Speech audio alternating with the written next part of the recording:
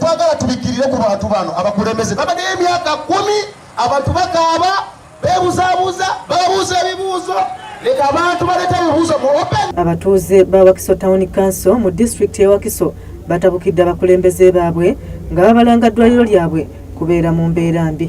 Nze ndi mukyala muzadde ngenda ku ddwaliro wano engulu naye kati engombe eriwo yakugamba mwagale nkole mujja kufuna eddagala mu ddwaliro. 80% baba wandikire ebbaluwa lino eddagala teririwo genda wali ku ddwaliro bweri, lino eddagala teririwo genda wali ku ddwaliro bweri, lino eddagala teririwo genda ku ddwaliro bweri.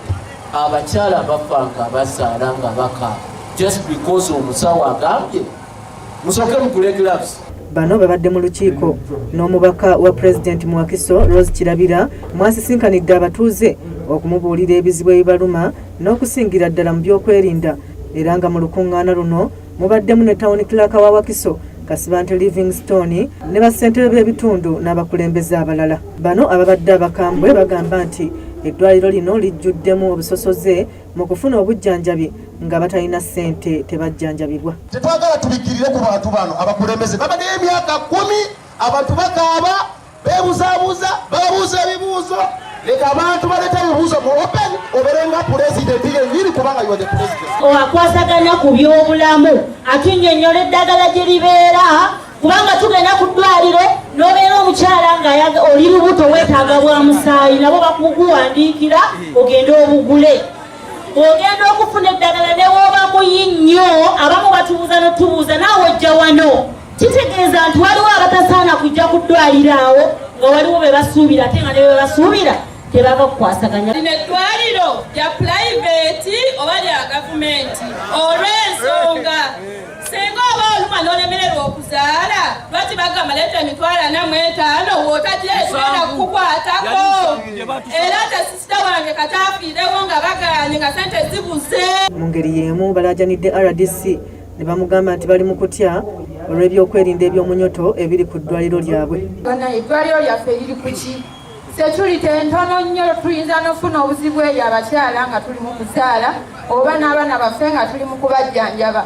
Naddako tujja kuwulira nga babba n'abaana. Omutuuze wange yaleeta mukazi we okuzaala awo boodayo ne bagiddira awo lwa nsonga ya ddwaliro teriyina security.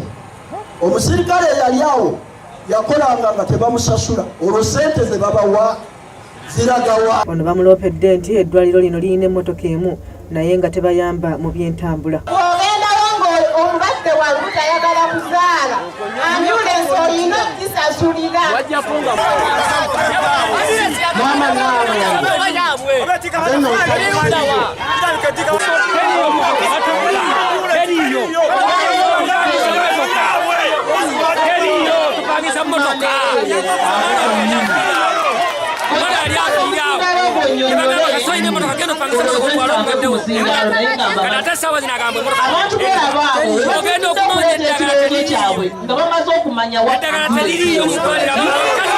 Wano omusawo akulira eddwaliro lino Dr. Serufusa Ronald weeyowozezzaako ng'agamba nti emmotoka y'eddwaliro yafunamu obuzibu ng'eri mu kukanikibwa mu Ndeeba.